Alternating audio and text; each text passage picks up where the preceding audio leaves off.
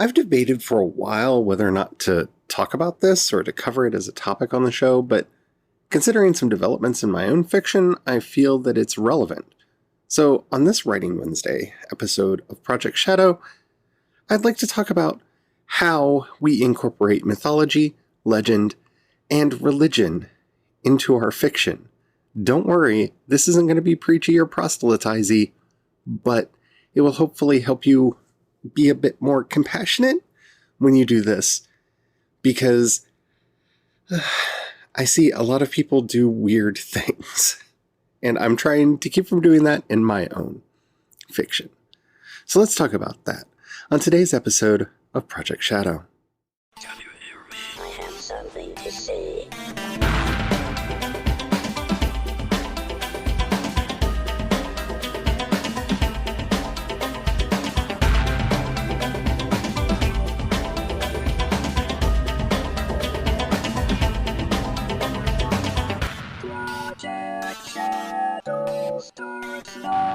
Hello everyone, how are you doing today? My name's Charlie. You might know me better as sci-fi fantasy writer C.E. Dorset, and I just want to start this podcast by saying I hope you don't hear the neighbor's lawnmower in the background. I've tried to start recording several times, and it seems like every time I start, they turn the lawnmower on. And then I stop, and they turn the lawnmower off. It's almost like they know I'm trying to record, and they turn it on every time.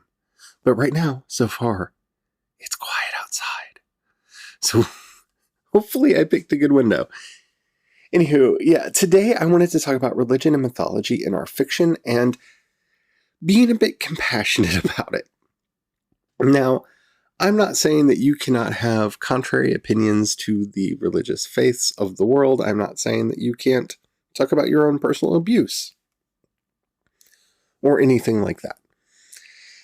Those are topics that need discussion.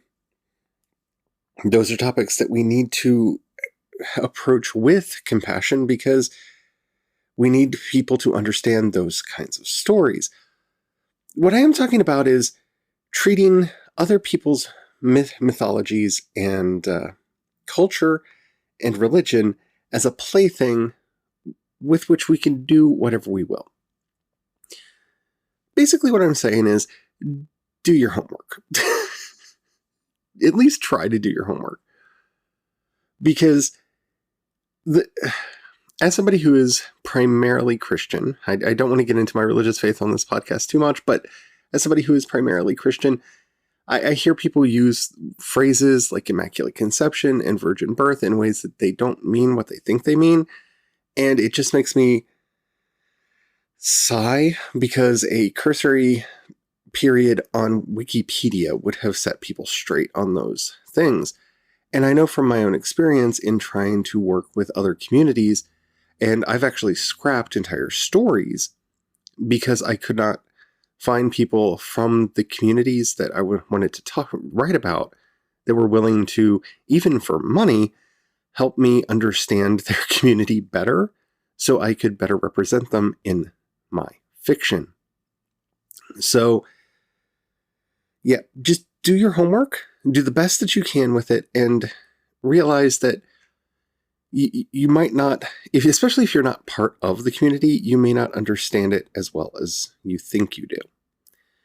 Having said that, the reason I started talking about this is because I think a lot of people who are not writers think that we write exclusively through our own religious paradigm, whatever that may be, whether we're agnostic, atheist, or a believer in some form or another. And that's not always true. You see, I've had some ideas that I've wanted to incorporate into my fiction for a while, but I very specifically don't want my fiction to look as though I'm trying to proselytize people to my faith.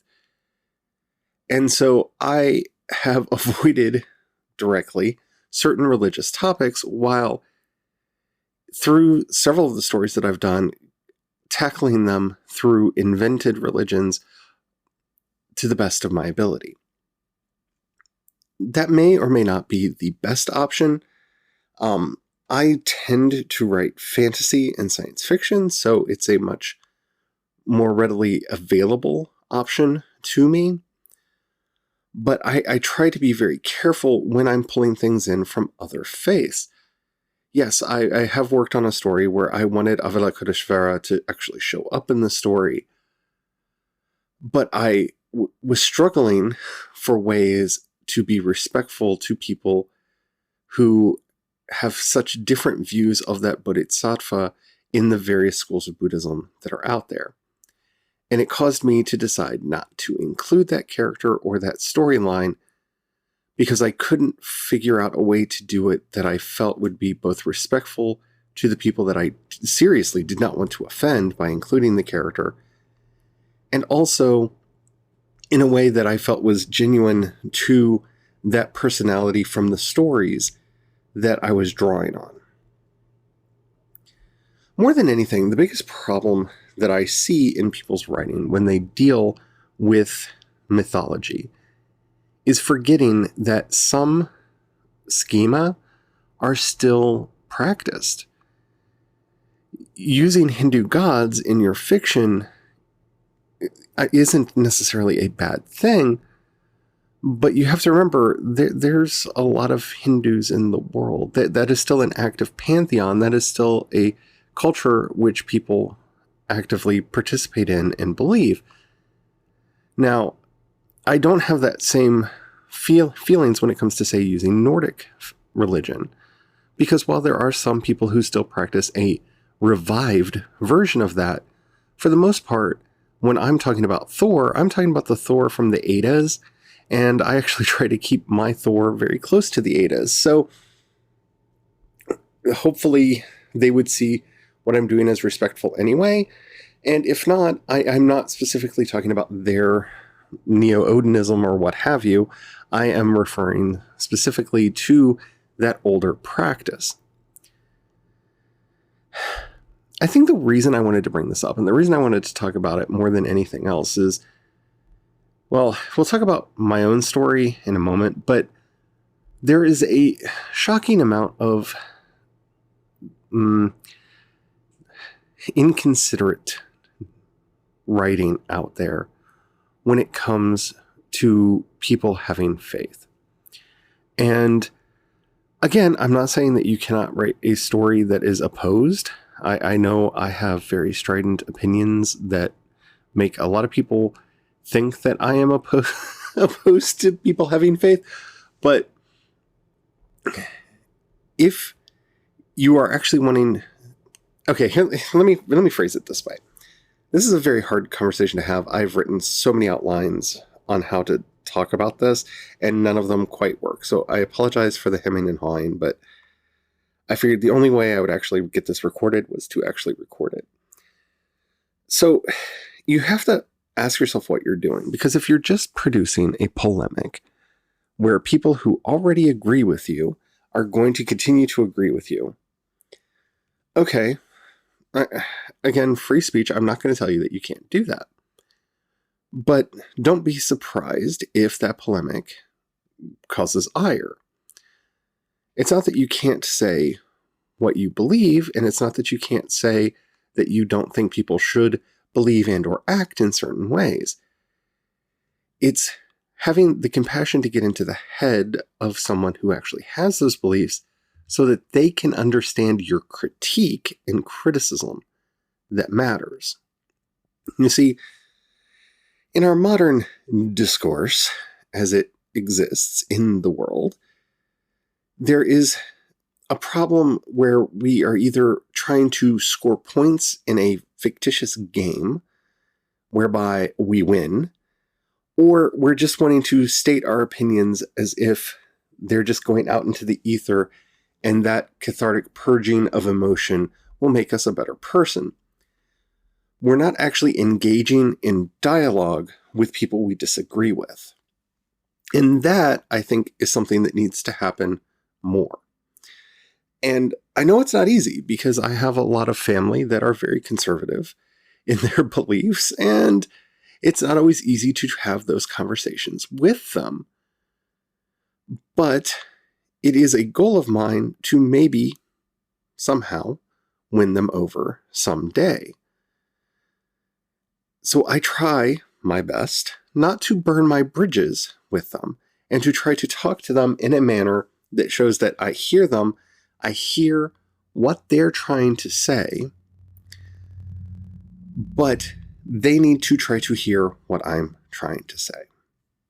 And that's the fine line between writing a very interesting story that talks about faith, such as The Last Jedi, or writing God's Not Dead.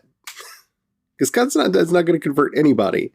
It's just going to confirm you on whichever side that you're in. And that doesn't serve any purpose.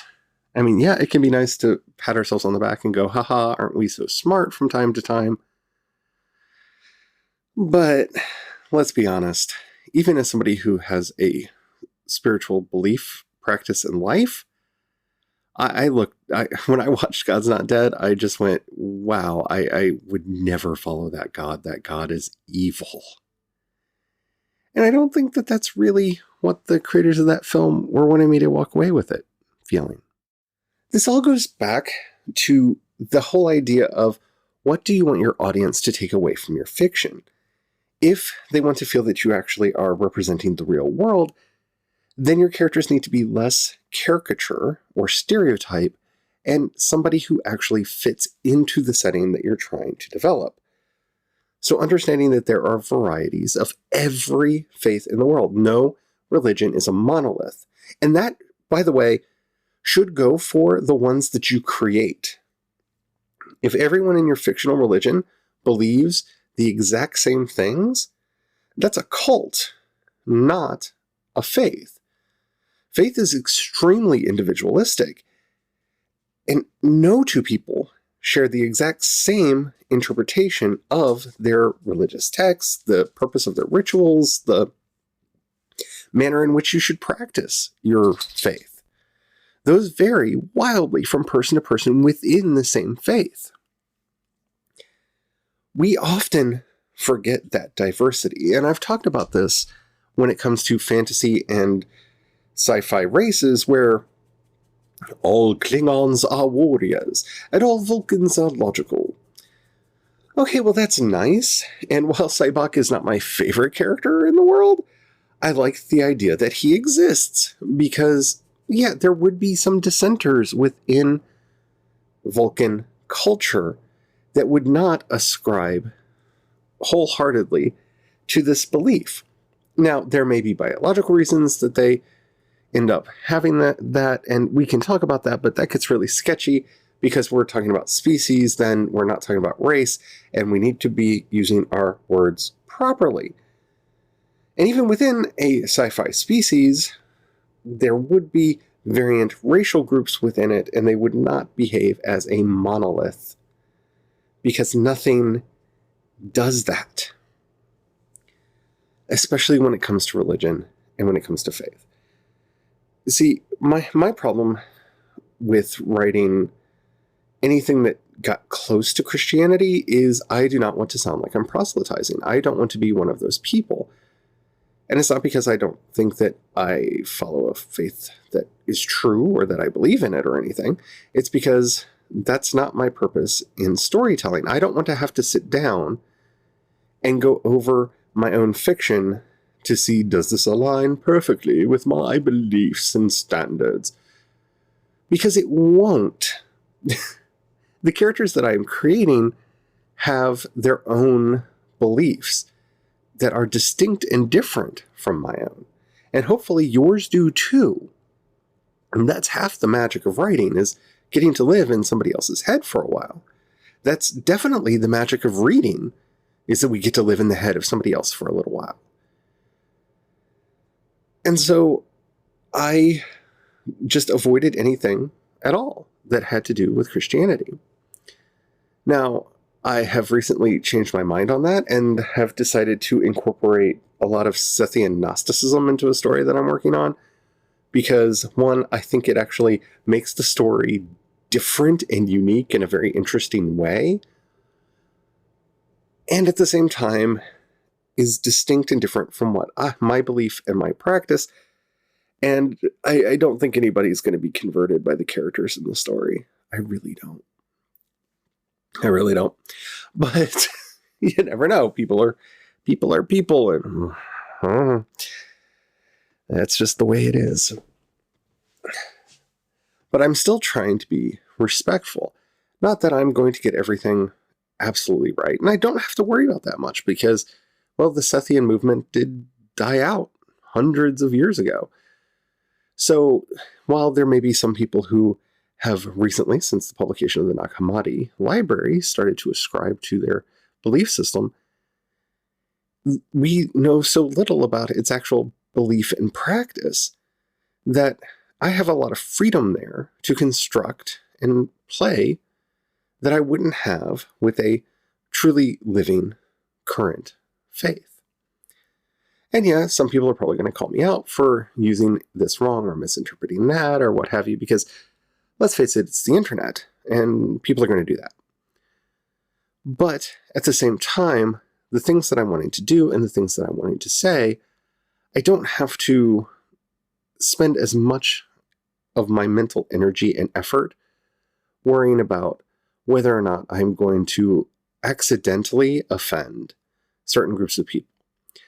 I know conservative Christians are going to be offended by the use of characters like Lilith in my story. I know that. I know that going into it. And there's nothing I can do about that. It is going to happen. But I know that going in. And so at the same time as I know that that is going to be an offensive thing for some people, especially the way I'm using her in the story, I can at least know that the form of faith that is being presented in the story is so different from their own that at least I'm not continuing to poke a bear. And yes, I may be overthinking it for this, and I am. But when it comes to a lot of these things, the quickest way to kick me out of your story is if you don't do homework on the things that people might know something about. Like the Da Vinci Code, for example. When it was big, I was curious, I bought a copy of the book, and as soon as Dan Brown wrote words like the Council of Nicaea picked the New Testament of the Bible, I was out. He had a scholar say those words, and those aren't true. That's not history. And it completely takes me out of the story, out of the narrative, because I just realized, oh, you didn't even do your basic homework. Now, it's all right to write conspiracy fiction and to embellish it as well as you can. But remember, all fiction is a well-crafted lie. We're trying to get people to, at least for a moment, suspend their disbelief and believe something that we made up. The best way to do that is to make sure we get right the things that we can get right. Because if they are wrong, well, they're not going to believe us on the things that we really have to lie about. You know, the idea that there is this hidden bloodline running through the world, okay, you might be able to get me there in your novel, because some novels have. But if you get the small things wrong, like the actual history wrong, see, that's a gray area. We don't know if Jesus was married, if he had children. There's speculation, there's belief, and all of that, right? But we don't have any proof one way or the other about that. So that's a gray area you can write a story about. We have firsthand accounts of the Council of Nicaea.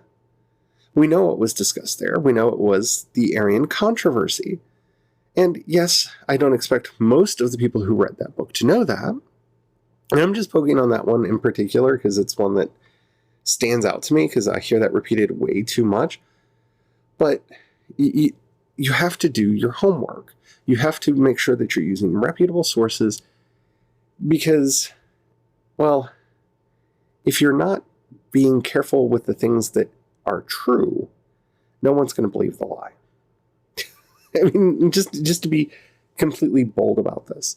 So if you're going to use phrases like Immaculate Conception, make sure you know what that means. If you're going to be using anything from a particular religion that is currently practiced, you should look into it first and make sure that you're using it properly. And that may sound like I'm being overly sensitive, but let's just look at this from a cold money standpoint. If there's, let's say 1 billion Christians, 1 billion Muslims, and 1 billion Hindus in the world, it's more than that, but let's just use those numbers because I think there's like 900 million Hindus or something like that. But anyway, I think 2 billion Christians. Anyway, you get what I'm saying. There's a lot. If you're misrepresenting basic things that they would take for granted, you're probably going to lose them as readers because they're going to go, well, they don't even understand what they're talking about, and check out of the book.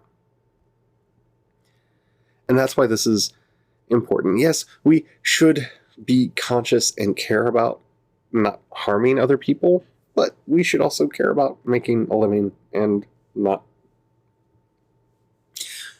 losing an audience because it's obvious we don't pay attention to what we're doing. J.K. Rowling. All right. Hopefully that clears things up for you. I hope you understood what I was trying to say, and I hope that this made sense. I've been thinking about this for a while, and because of some decisions I've decided to make in my own story recently, I just thought that it was time to actually do this episode. Anywho, thank you for listening. If you have any questions, comments, or topics you'd like to hear discussed on the show, down in the show notes, you'll find a link to the voice message system. Keep it short, keep it clean. I would love to hear from you. If you'd rather hit me up on social media, I am C. Dorset on both Twitter and Instagram, and you can find links to everything that I do over at projectshadow.com. If you have a buck that you can pass my way, down in the show notes, you'll find a link to both listener support and my Patreon. Thank you to everybody who does that. It means the world to me. But if you don't have any money right now, which a lot of us don't worry about it. It's fine. I'm fine. But if you know anybody that you think would like anything that I do, please share it with them. That helps out immensely as well. All right? Okay. All right. So until next time, stay well, stay safe, and don't forget to have the fun. Bye.